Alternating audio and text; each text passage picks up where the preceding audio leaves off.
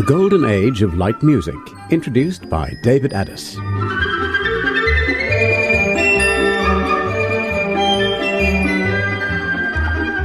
Hello again, everyone. Among today's great light orchestras, we'll enjoy music from Roger, Robert Farnon, Cyril Stapleton, Frank Purcell, Percy Faith and Werner Muller, with special guests from the 1930s, Jack Hilton and Louis Levy. The next hour will certainly bring a mixture of familiar and rare recordings, and I do hope you'll share it with me, as together we explore the golden age of light music.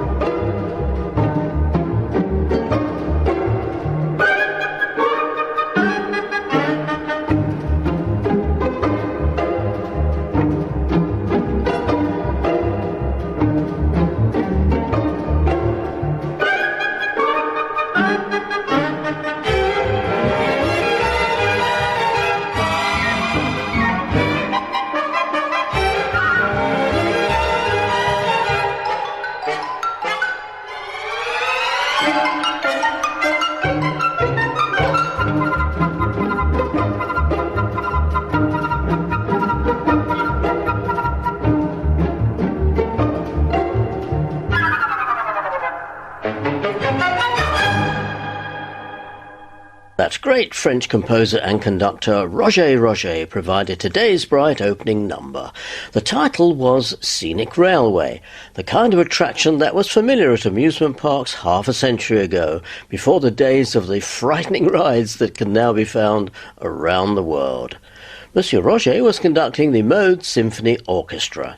I wish I could have known him to say how much I loved his music, although I did meet his widow a few years ago, a charming lady who had her own career as an opera singer. We'll move on to another composer-conductor, although in the case of Steve Race you can also add pianist as one of his many talents. This is his charming tribute to his daughter, Nicola.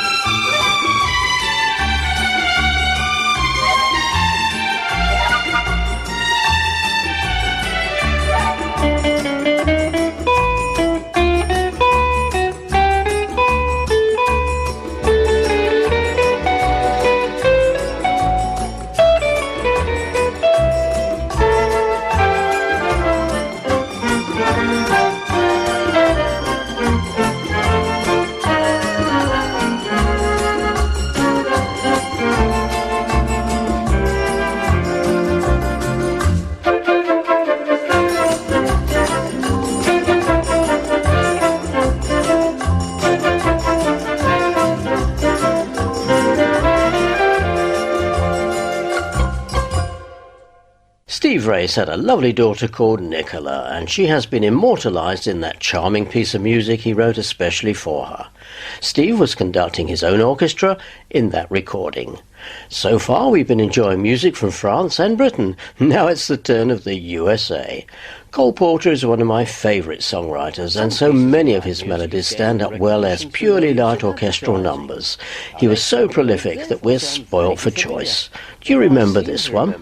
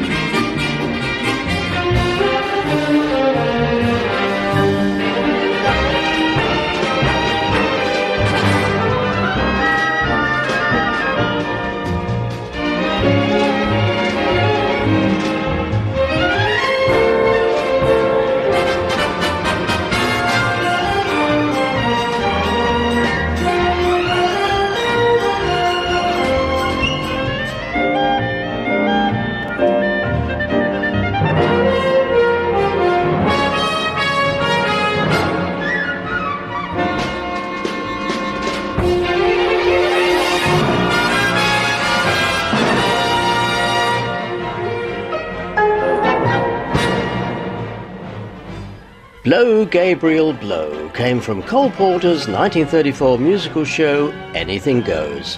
It was played by Frederick Fennell and his orchestra, and you may know his name in connection with the famous Eastman Rochester Wind Ensemble. We'll stay on Broadway for a show called Up in Central Park, which Mike Todd produced in 1945.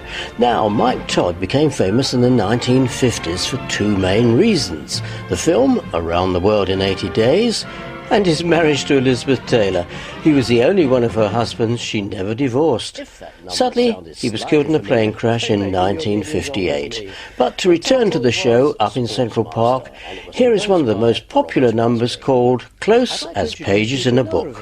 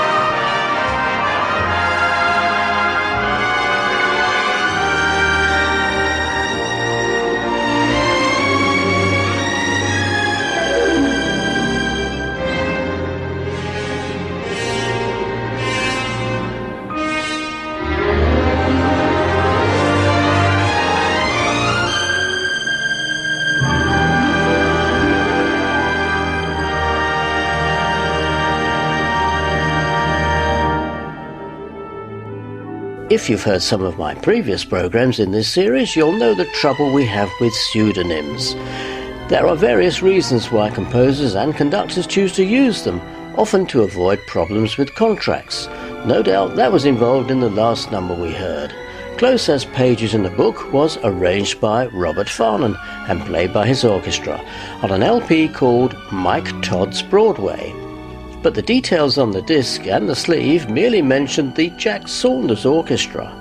At the time, Farnon was contracted to Decca, but he was approached by Elizabeth Taylor, who asked him to make an album dedicated to the memory of her late husband, using music from many of the Broadway shows he produced.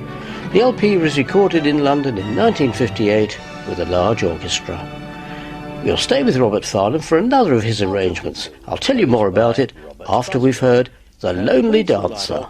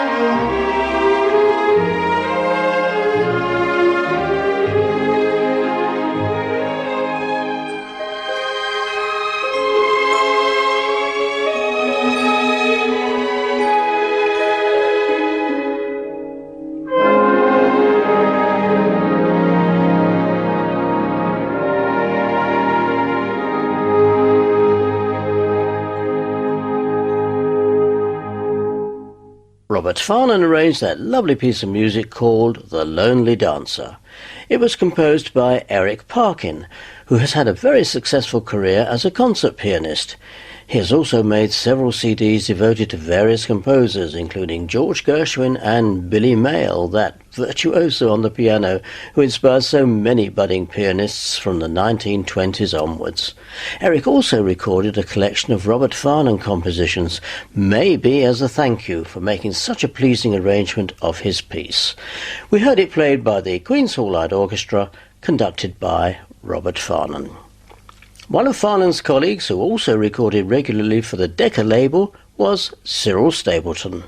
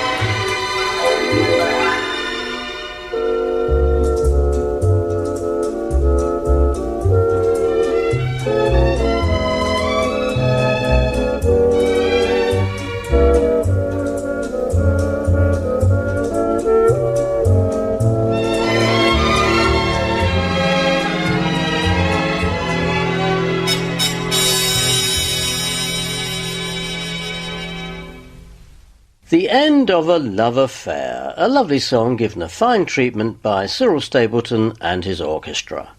From England we'll move across the channel to France for something special from Franck Pourcel. His career blossomed during the 1950s and he became especially popular in America. In 1960, Capitol Records commissioned him to compose and conduct a collection of melodies associated with famous French wines, and this is Franck's interpretation of Chablis.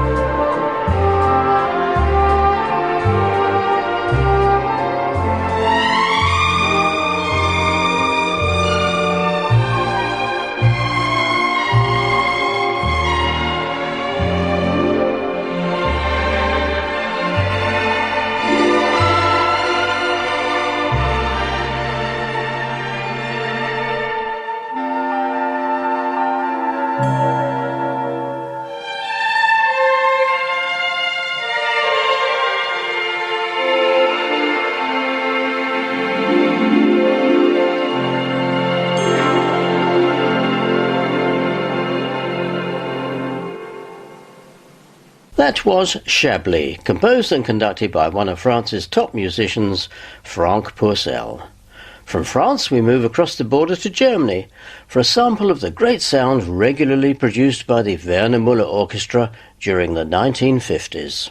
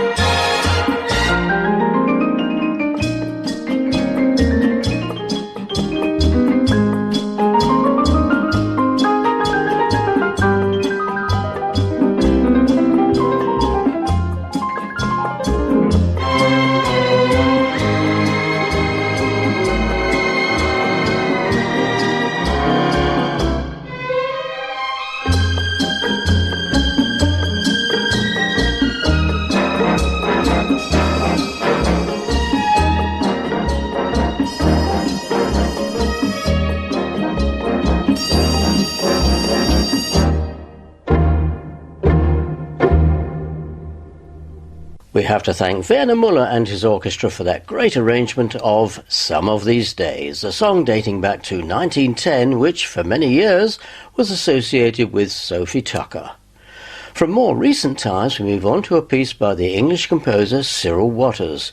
We've already enjoyed his music in previous programmes, and he was adept at creating short instrumental works full of vitality and, most important, containing good melodies. Let's enjoy his Poppycock.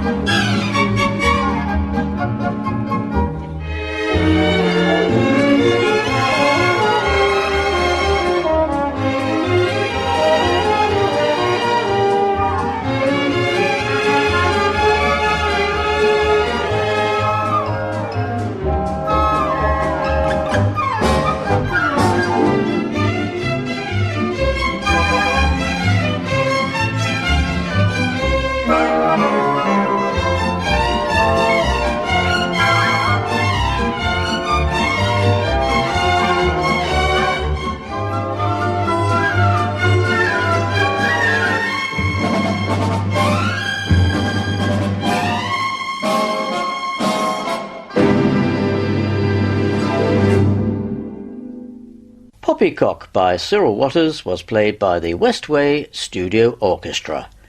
My name is David Ades, and I'm delighted to have your company for this hour exploring the golden age of light music. This programme is coming to you from the London studios of UK Light Radio.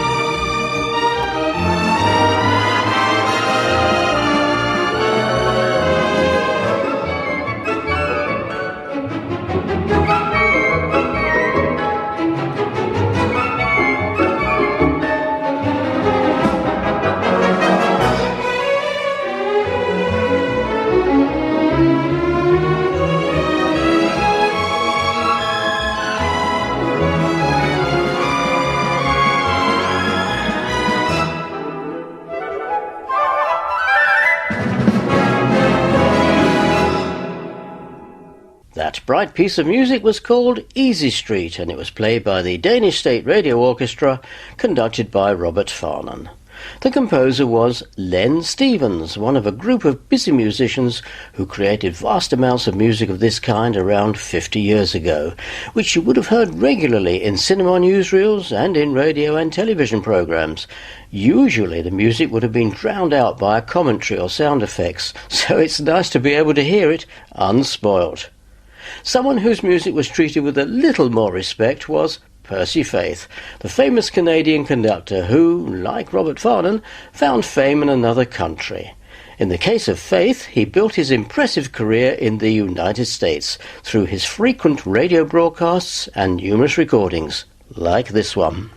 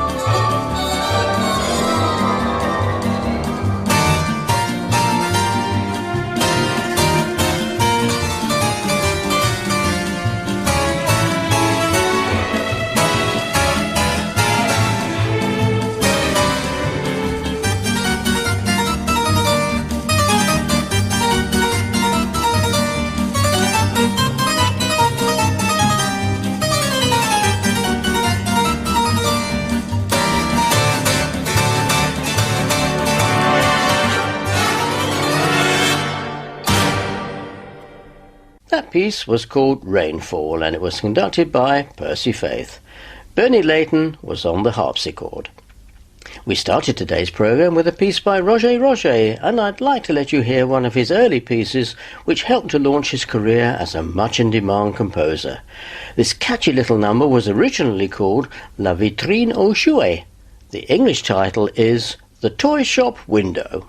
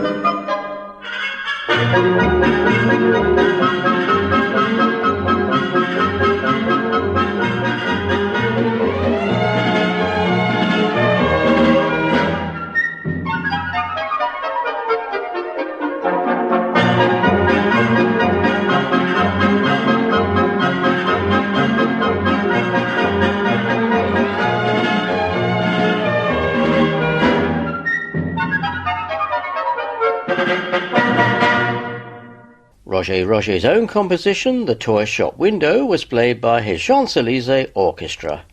And in case you're wondering, that is his real name. Apparently his father had a sense of humour and decided that his newly born son should have the same Christian name as his surname.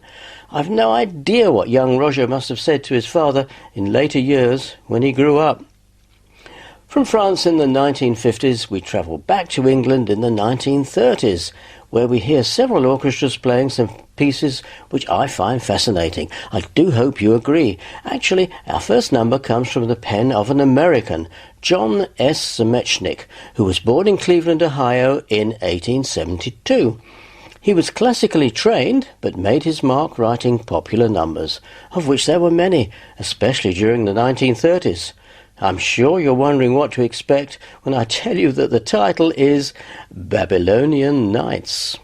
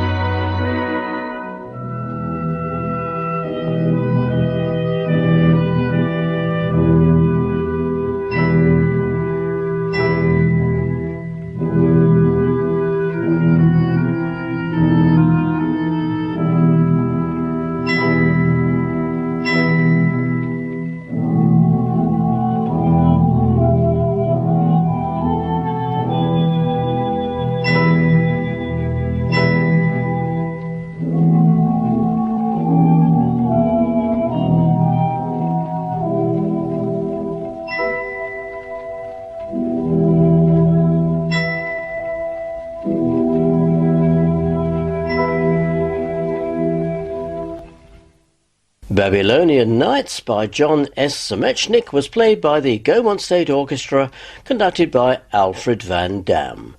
When it opened in 1937, the Gaumont State in London was the largest cinema ever built in England, with a capacity of 4,000 seats. In those days, cinemas were very often very special places, so it was hardly surprising that many of them had their own orchestras or organists. Jack Hilton had one of England's top dance bands, which built an international reputation through its foreign concert tours. Sometimes the band played great arrangements of light novelty numbers. Let's hear Leon Jessel's Wedding of the Rose.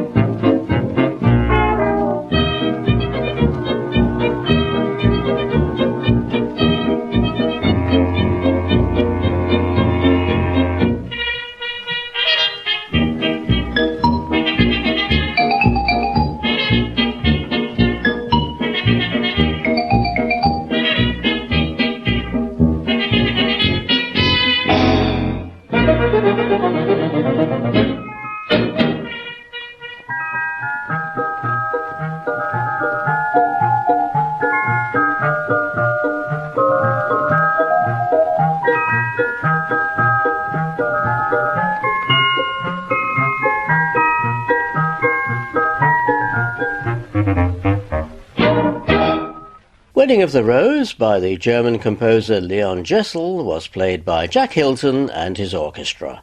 It was probably arranged by either Billy Ternant or Peter York, who were in Hilton's band at that time. Both went on to have very successful careers conducting their own orchestras in later years.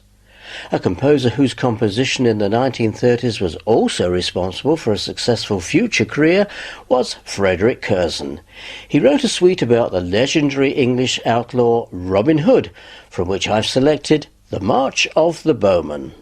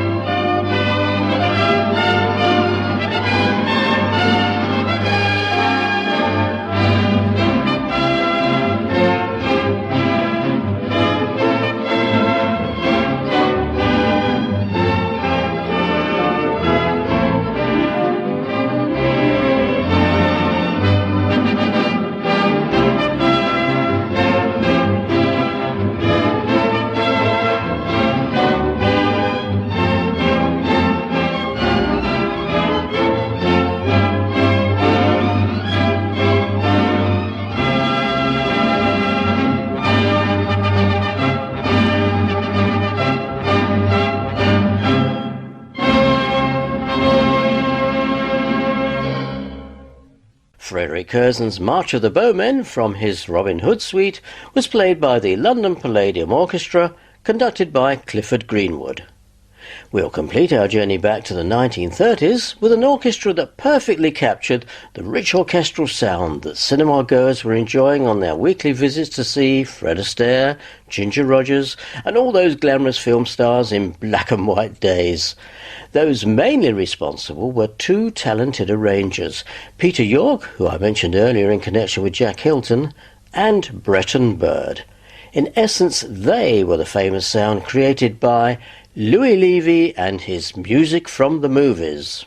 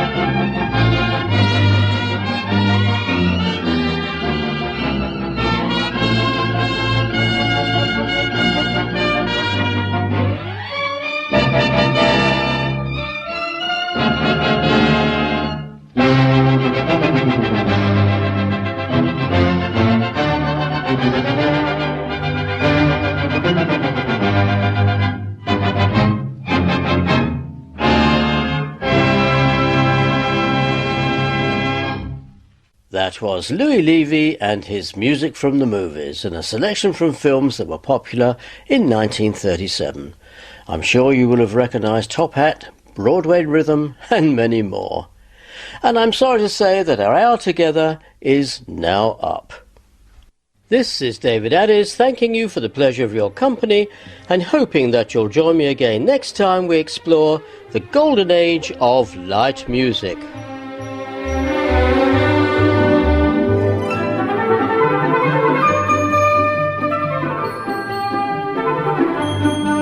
The Golden Age of Light Music was devised and presented by David Ades.